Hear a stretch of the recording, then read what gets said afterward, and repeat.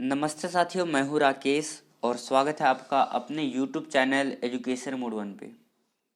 साथियों, आज का हमारा वीडियो लूसेंट के हिस्ट्री क्वेश्चन से संबंधित है। क्वेश्चन मैंने आपके लिए इम्पोर्टेंट और सिलेक्टेड लिए हैं। यदि आप किसी भी एग्ज़ाम की तैयारी कर रहे हो तो ये वीडियो आपके लिए काफ़ी ज़्यादा यूज़फुल रहने वाला है। साथियों, इस वीडियो में कुल 50 क्वेश्चन है। अंत में आपको कमेंट सेशन में यह बताना है कि आप इन 50 क्वेश्चन में से कितने क्वेश्चन को सही कर पाए। सो चलिए साथियों, आज की इस वीडियो को हम शुरू कर लेते हैं पहले क्वेश्चन से। पहला क्वेश्चन है, ऋग्वेद किस युग में लिखा गया? साथियों, ऋग्वेद जो है वो लौह युग में लिखा गया। लौह युग इसका राइट आंसर हो जाएगा। अगला है, सांख्य दर्शन शास्त्र की स्थापना किसने की? साथियों, सांख्य दर्शन शास्त्र जो है उसके प्रणेता माने जाते हैं कपिल को।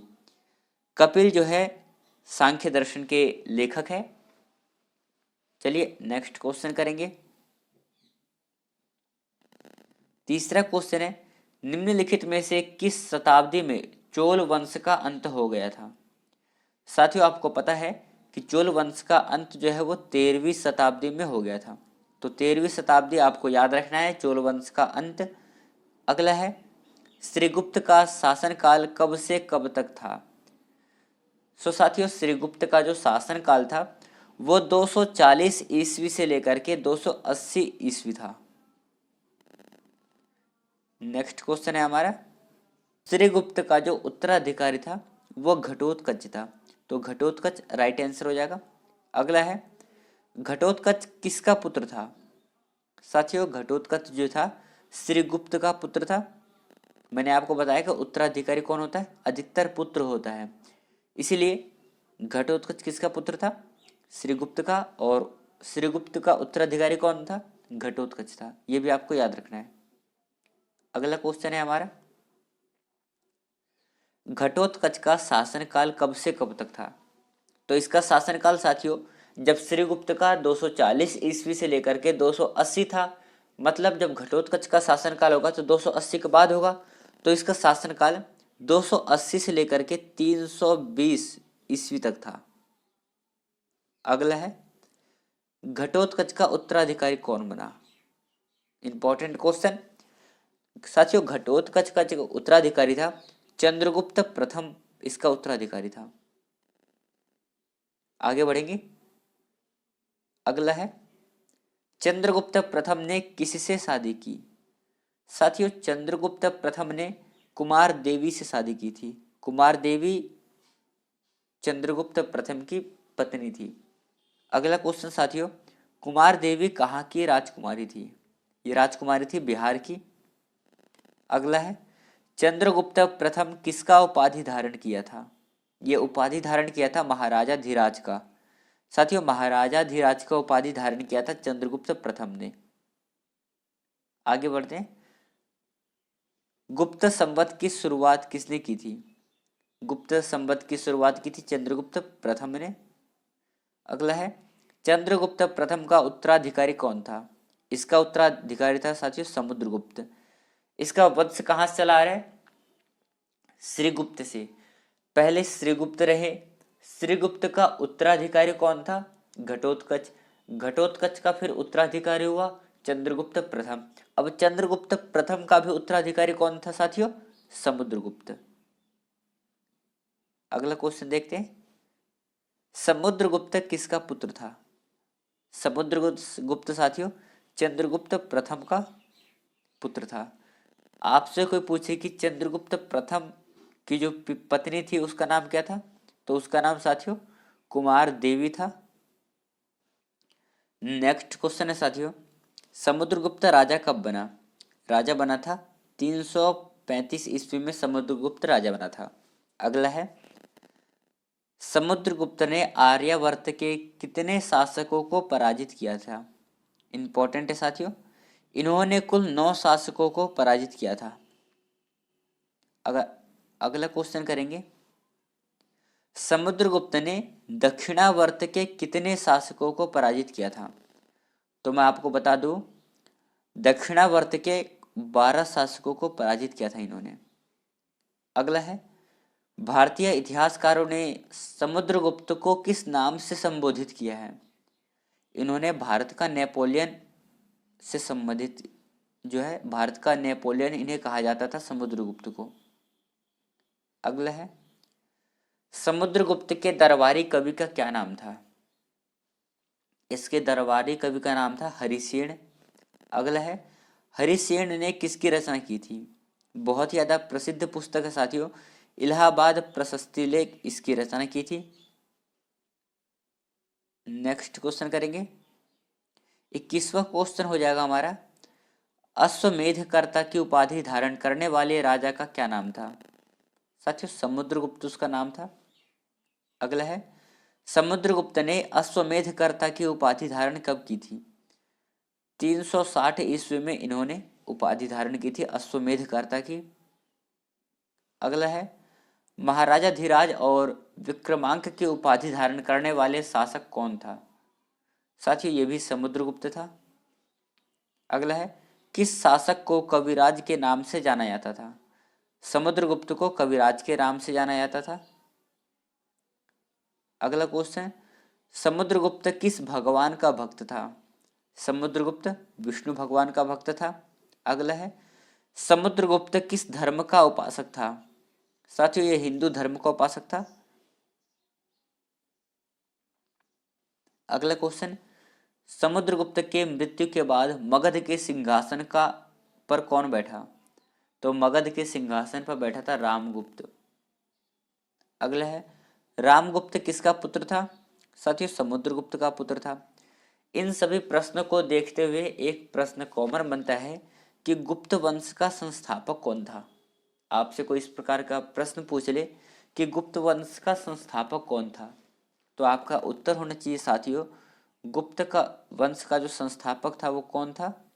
श्री गुप्त गुप्त वंश के संस्थापक थे। अगला क्वेश्चन करेंगे,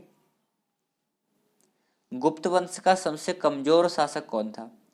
साथियों जो समुद्रगुप्त का पुत्र था रामगुप्त, रामगुप्त गुप्त वंश का सबसे कमजोर शासक माना जाता है। अगला है, रामगुप्त की हत्या किसने की? रामगुप्त की हत्या की थी चंद्रगुप्त द्वितीय ने। अगला क्वेश्चन है, चंद्रगुप्त द्वितीय कौन था? साथियों रामगुप्त का जो छोटा भाई था वो चंद्रगुप्त द्वितीय था, इन्होंने ही रामगुप्त की हत्या की थी। अगला है, रामगुप्त के मृत्यु के बाद मगध के गद्दी पर कौन बैठा था? साथियों उसका जो छोटा भाई था चंद्रगुप्त द्वितीय वो बैठा था रामगुप्त के मृत्यु के बाद। अगला क्वेश्चन है, चंद्रगुप्त द्वितीय मगध की राजगद्दी पर कब बैठा? तो मगध की गद्दी पर बैठा था 380 ईस्वी में। अगला है, विक्रमादित्य के नाम से किस शासक को जाना जाता है? इंपॉर्टेंट क्वेश्चन है साथियों, जो रामगुप्त का भाई था चंद्रगुप्त द्वितीय, चंद्रगुप्त द्वितीय को ही विक्रमादित्य के नाम से जाना जाता है। अगला क्वेश्चन है, चंद्रगुप्त के दरबार का महान कवि का क्या नाम था? महान कवि का नाम था महान कवि कालिदास। अगला है, चंद्रगुप्त द्वितीय ने अपना पहला राजधानी कहाँ बनाया? चंद्रगुप्त द्वितीय ने अपना पहला राजधानी बताया पाटलिपुत्र को। आपसे कोई पूछे कि पाटलिपुत्र का वर्तमान में नाम क्या है, तो साथियों पाटलिपुत्र का वर्तमान नाम है पटना। पटना के नाम से वर्तमान में जानते हैं पाटलिपुत्र को। अगला है, चंद्रगुप्त द्वितीय ने अपना दूसरी राजधानी कहाँ बनाया? इन्होंने दूसरी राजधानी बनाया उज्जैन को। पहली राजधानी हो जाएगी आपकी पटना मतलब पाटलिपुत्र, और दूसरी राजधानी हो जाएगी आपकी उज्जैन। अगला है, चंद्रगुप्त द्वितीय ने महारानी का नाम क्या था? चंद्रगुप्त की जो महारानी थी उसका नाम क्या था? तो ध्रुव स्वामिनी उसका नाम था। चलिए अगला क्वेश्चन देखेंगे, 39वां क्वेश्चन है, चंद्रगुप्त द्वितीय का उत्तराधिकारी कौन था? इसका उत्तराधिकारी था कुमारगुप्त प्रथम। कुमारगुप्त प्रथम चंद्रगुप्त द्वितीय का उत्तराधिकारी था। अगला है, कुमारगुप्त प्रथम का दूसरा नाम क्या था? इसका दूसरा नाम था महेंद्रादित्य। अगला क्वेश्चन करेंगे, 41वां क्वेश्चन है, नालंदा विश्वविद्यालय की स्थापना किसने की थी? साथियों, नालंदा विश्वविद्यालय की स्थापना की थी कुमारगुप्त ने। यदि आपसे कोई पूछे कुमारगुप्त किसका पुत्र था, तो साथियों चंद्रगुप्त जो द्वितीय था, चंद्रगुप्त द्वितीय का पुत्र था कुमारगुप्त। अगला है, कुमारगुप्त का शासन किस लिए प्रसिद्ध था? इसका शासन जो है शांति और समृद्धि के लिए प्रसिद्ध था। अगला क्वेश्चन हो जाएगा, कुमारगुप्त का उत्तराधिकारी कौन था? साथियों इसका उत्तराधिकारी हो जाएगा स्कंदगुप्त। अगला, स्कंदगुप्त का शासनकाल कब से कब तक रहा? साथियों इसका शासनकाल 455 से लेकर के 467 ईस्वी तक रहा।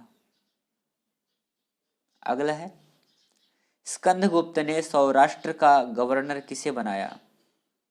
सौराष्ट्र का गवर्नर बनाया था पर्णदत्त को, तो पर्णदत्त राइट आंसर हो जाएंगे इस क्वेश्चन का। अगला है, गुप्त वंश का अंतिम शासक कौन था? अंतिम शासक था साथियों भानुगुप्त। जैसे कि मैंने पहले बताया था कि गुप्त वंश के संस्थापक कौन थे? गुप्त वंश के संस्थापक थे श्रीगुप्त, और अंतिम शासक कौन थे?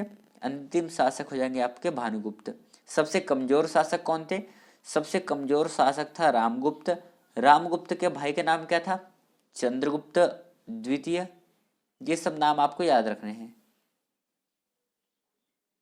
अगला है, गुप्त काल में ग्राम प्रशासन कैसी इकाई थी? साथियों सबसे छोटी इकाई थी ग्राम प्रशासन। अगला है, गुप्त काल में ग्राम सभा के मुखिया को क्या कहा जाता है? ग्राम सभा के जो मुखिया थे उनको ग्रामिक कहा जाता था। अगला क्वेश्चन हो जाएगा, ग्राम सभा के अन्य सदस्यों को क्या कहा जाता था? अन्य सदस्यों को महत्तर कहा जाता था। अगला है, ग्राम समूहों की छोटी इकाई क्या कहलाती थी? छोटी इकाई साथियों पेट के नाम से जाना जाता था। सो साथियों आज के जो इम्पोर्टेंट 50 क्वेश्चन थे मैंने आपको इस वीडियो में कराया है। बशर्ते इतना है कि आपको इन 50 क्वेश्चन में से कितना क्वेश्चन आता है आप हमें कमेंट करके कमेंट सेशन में अपना नंबर डालेंगे कि आपका कितना नंबर आया 50 में से। और अगला किस टॉपिक से संबंधित आपको वीडियो चाहिए साथियों, आप हमें कमेंट सेशन में कमेंट कर सकते हैं। आज के लिए इतना ही, धन्यवाद। मिलते हैं नेक्स्ट वीडियो में।